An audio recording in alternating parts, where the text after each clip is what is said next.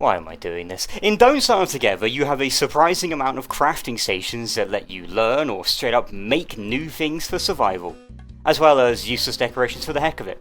So, let's do a tier list of all of them. Most people rank characters, but me? I'm ranking crafting stations. Let's start with the first one, the one you should always make right away. An icon of the game itself, the Science Machine. It's the first one you usually make and lets you make your starting tools and other crafting stations.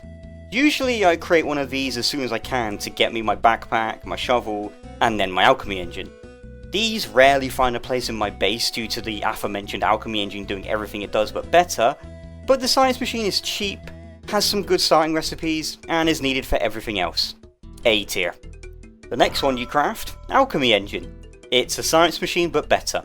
Has access to way more useful crafts at the cost of a way higher price. Not something you put down anywhere, but is a necessary part of any and every base. S tier. Has some ballin' skins too. The first magic station now, the Prestidigitator. The name alone is worthy of an S tier ranking, but it also has access to a lot of the good magic crafts, like life-giving amulets and ice staffs. It's amazing. As well as all of that, it can use any top hat skit in the game, with their own stupid name for each of them. Look at this one, Prestidigitator. Oh. S tier once more. The second magic station, the Shadow Manipulator. Honestly not a huge fan of this thing. Most of the cool magic crafts can be prototyped at the previous station, the Prestidigitator, except for like dark swords and knight armor. These alone are the reason you'd want to make a Shadow Manipulator.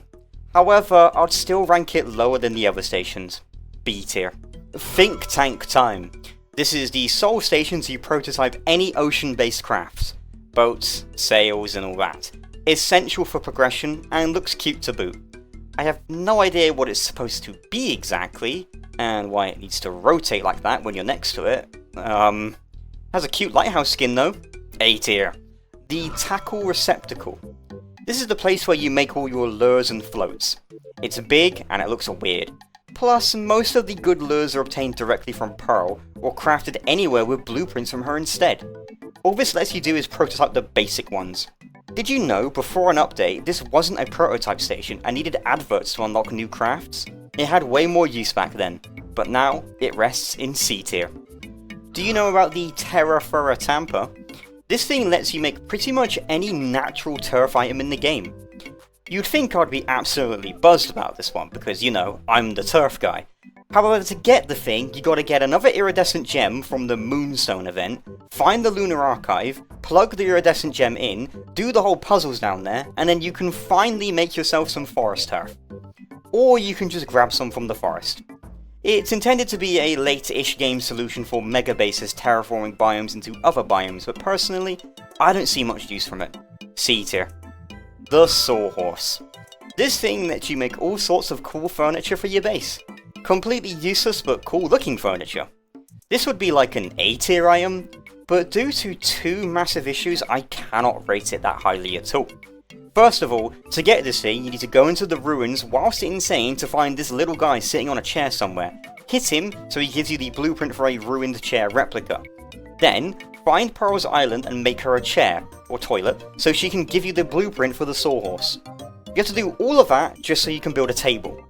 The second issue I have with it? The annoying noises it makes. Oh my gosh, you can't build this anywhere near your base to how annoyingly loud it can be.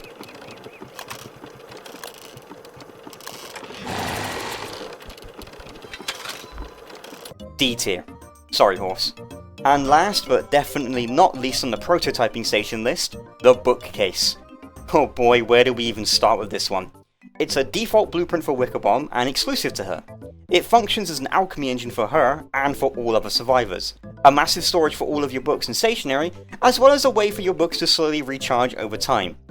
It's also needed to craft some of Wickerbomb's more powerful books. So much utility and power in one single station. High S tier. Those are all of the prototyping stations. You know, the ones that teach you recipes so you can craft them anywhere. Now we're moving on to the ones that can't do that, and require you to be next to them to craft it anytime. Like the Potter's Wheel. This lets you make sculptures out of rock, marble or moonglass.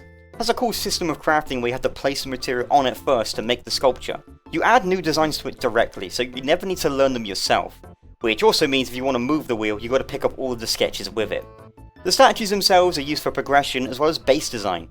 Also, you can use them as indestructible walls, great for the Moonstone event or anything needing a really ugly and expensive unbreakable wall. Yeah, B tier. Oh right, we should probably talk about the Ruins crafting stations. First up is its broken variant, the Broken Pseudoscience Station. This thing can be found deep in the ruins and allows you access to some of the starter Ruins crafts, which includes construction amulets and the Starcaller staff. Decent crafts on their own, but if you want the big guns, you gotta upgrade it. B tier. If you fix the previous station, you get yourselves the Ancient Pseudoscience Station. It has all of the crafts of the previous one, as well as access to things such as fuel site clubs, crowns, and lazy explorers. Amazing crafts. Bit of a work to get it and not the easiest thing to set up, but as long as you employ clever use of a construction amulet, you won't have to make too many trips down here. Also, you can whack it with a hammer to get all sorts of random effects. A tier. Moving from underground to high in the sky, we have the first Celestial crafting station, the Celestial Orb. This only really lets you make the stuff needed to change characters, the portal paraphernalia and the Moonrock idol. It's okay. What really drags it down is how getting the thing is mostly down to chance since it arrives a few days after in a meteor shower. I would rank it C tier, but after you defeat the Celestial Champion, it upgrades and has access to all lunar crafts, as well as giving off light. But that's much later in the game, so B tier it is. Next up on the Celestial chopping block, all of these things. There's 3 in total and they offer the same crafts when plugged into a lunar fissure. One of them you can find in pieces on the lunar island, the other is in the hand of the Crowd King, and the last one buried in the mainland, found using the detective thingy that you can find in the lunar archive. The crafts they offer include the same thing as the Celestial Orbs, as well as access to 2 Moonglass tools, some turf and bath bombs. I love the Moonglass tools, but everything else leaves a little bit to be desired. But since you gotta go all the way to the lunar island to get any of these things, C tier. Oh yeah, and you also need to build all of them to fight the Celestial Champion, of course. Alright, what other stations are there? Oh yeah, the Cartographers Desk. This has just one crafting recipe, which is a map that shares your map progress with anybody that reads it. Pretty useful if you rotate your screen a bunch like I do so you can't easily give directions to your friends. Or if you want to show them your cave exploration. You do need to craft a table down there, however. It also has the additional not well known use. You can use blueprints, recipe cards, adverts, pretty much anything made out of paper to turn it into papyrus. Great for Wickerbottom mains and those with no monkey tail farms. A tier. Almost forgot Wys Grinding Maw Thing. This is a portable crafting station that allows Wily to make his spices and seasonings. A really cool mechanic. But did it need to be its own crafting station? And a portable one at that? Most people just leave this at their base since there's few opportunities where you need to make seasonings right now where you are. And honestly, these crafting recipes could have just been a Wily exclusive prototype. C tier. Pearl is a crafting station. I do not care what you say or how you feel. You stand next to her, you use the crafting menu to trade, craft, bottles for some cool fishing and boating related stuff. Look, I know she's got a callous exterior, but once you get to know Pearl, she's such a sweetheart. S tier. Oh, and her crafts are pretty useful too, I guess. Mostly she's good for fishing advert drops, the pinching winch, and the whole you need to do her quest for the Crab King. I know that might lower people's grades of this crafting station because of how tedious her quest can be, but I don't care. She's staying in S tier. The Rock then is also a crafting station. You craft pets. Look, the act of turning materials into a new compound item is the act of crafting. So if I turn some food and baubles into a dog, that's crafting. Anyway, yeah, this thing lets you craft useless but cute pets. They can be kind of annoying but also kind of sweet. Where would DST be without this thing? Probably the exact same place. C tier. Sorry, Glum Glum. Now it's time we look at the aligned crafting stations. These are the ones you get after unlocking their respective Rift content. Let's start with the first one that was added, the Bright Smithy. This thing can make some super useful tools and planar weapons, such as a hammer slash pickaxe thing, a shovel slash hoe thing, as well as the bright shade armor, swords, bombs and staves. Really cool stuff. However, what drags it down is that this is a Rift content, so you need to do about 80% of the game's main progression chain to get any of it. Granted, it's designed for the next chapter of gameplay, think of it like Terraria's hard mode. Anyway, A tier. And the other aligned crafting table is the Shadowcraft Plinth. This is the opposite of the Bright Shade Smithy, giving you shadow crafts instead of lunar ones. Now, I'm a bigger fan of the shadow content rather than the lunar content. However, the amount of craft this thing offers to you now just isn't as much as the lunar equivalent. Just a single set of armor and a hybrid tool/weapon, well as some plant freezing spray and an albeit super cool umbrella. I know we'll most likely see more shadow content in the future, but as of now, gotta put my personal bias aside and put it in B tier. Am I missing anything? Alchemy Engine, Cartographers Desk. Yeah, no, I think that covers it.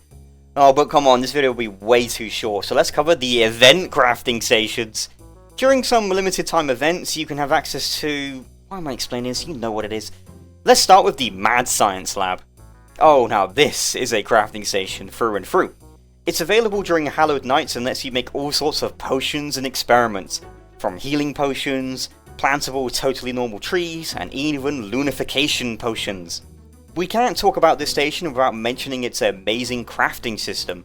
Once you select a potion to brew, you actually gotta wait for it to concoct like an actual potion. Sure, it's just a glorified crockpot, but sometimes you get stronger potions that make them even more worth it. Also, look at the art of these things. So nice to look at. Originally I wanted Wilson to have something like this in his insight tree, but nope. Instead we got Torch. Oh yeah, S tier, easily. Then you have the Luda New Year stations. I'm not going to look at all of them since I'll be here all day. They let you access the season's current crafts, as well as an evergreen set of awards, but only after you give the station something itself as an offering relevant to the season. It's really cool. The things you can craft with it ain't nothing too special or unique. Lantern reskins, summer fan reskins, or dog scaring devices. Let's say, a healthy C tier. Christmas time. In July, during Winter's Feast you can make the Masonry Oven. This lets you make all sorts of Christmas dishes to feast upon during Winter's Feast. Despite being my favourite time of the year, it's not my favourite event, and the things you make with it are too ultra specific and overall just not that engaging for me personally. D tier. Sorry Klaus, don't eat my soul. Wait, is the crockpot a crafting station? And last but not least, all of the carnival ones, which includes this big anthropomorphic crow. Now I love the carnival and all the stupid little games, so don't be surprised if I rank this too highly. You can make arcade games, little party games, and then use all the tickets you get from those games at another crafting station, the prize booth, to get toys, mystery boxes, cool lights, and okay-ish food. Ah yeah, this is A tier territory folks. And that's it. Probably some that I missed, like the Beefalo costume station or some other nonsense like that, but this video has been going on for too long. Thank you all for putting up with my insane ramblings, and let me know if you have any other stupid tier list ideas that you want me to rank. Goodbye everybody, I'm going to go work on... how about another lore video? About Wagstaff? Or maybe even about the...